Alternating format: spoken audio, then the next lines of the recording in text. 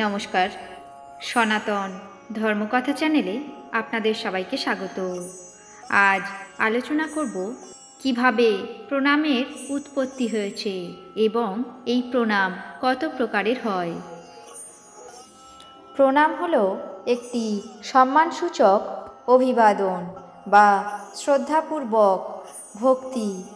কোনো কিছুর সামনে বা কোনো ব্যক্তিকে উদ্দেশ্য করে সাধারণত এটি করা হয়ে থাকে, যেমন বাবা মা, গুরুজন, শিক্ষক, দাদা দিদি এবং যারা বয়সে বড় এবং সম্মানের উপযোগী এমন কাউকে প্রণাম করা হয়।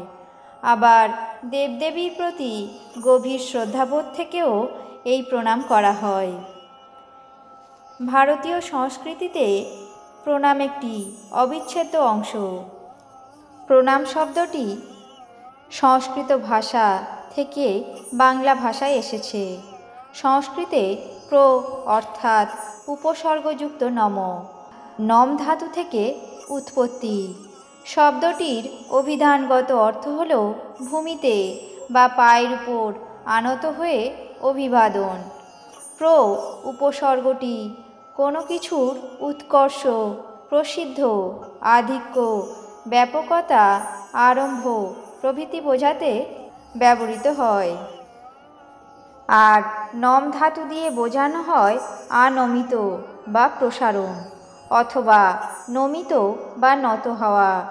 দুটো শব্দ একত্রিত করে প্রণাম শব্দের উৎপত্তি, যার অর্থ কোনো কিছুর সামনে প্রকৃষ্টরূপে অবনমিত হওয়া। সংস্কৃতির দিক থেকে এটি সম্মানসূচক অভিবাদন হিসাবে ধরা হয়। কোনো বস্তু, ব্যক্তি, গুরুজন, দেবদেবীর সামনে প্রণাম করা হয়। ভারতীয় সংস্কৃতিতে এবং হিন্দু ঐতিহ্যে প্রণামের বিভিন্ন ধরনের প্রকারভেদ রয়েছে।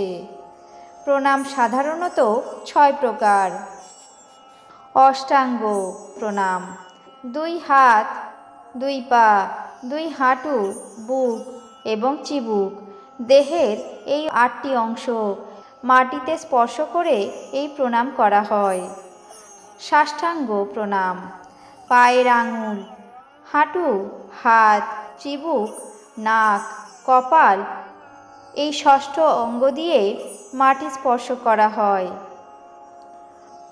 পঞ্চাঙ্গ প্রণাম: হাঁটু, বুক, চিবুক, নাক, কপাল এই 5টি অঙ্গ দিয়ে মাটি স্পর্শ করে প্রণাম করা হয়।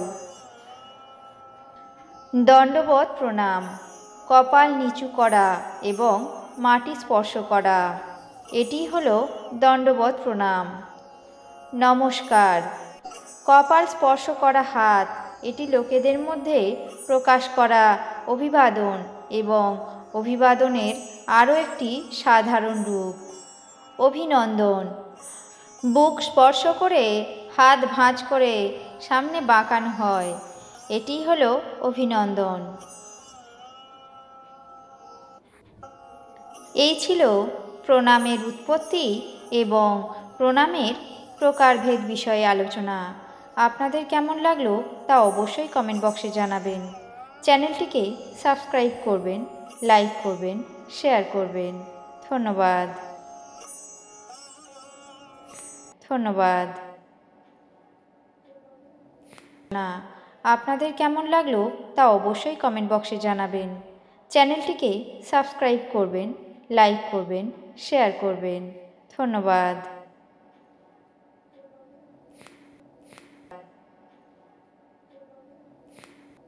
শেয়ার করবেন। ধন্যবাদ। ধন্যবাদ। করবেন, শেয়ার করবেন। ধন্যবাদ। লাইক করবেন, শেয়ার করবেন। ধন্যবাদ।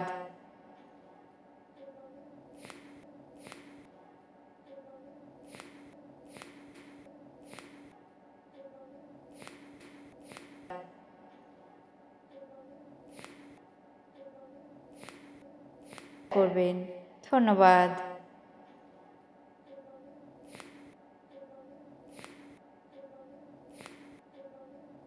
ধন্যবাদ।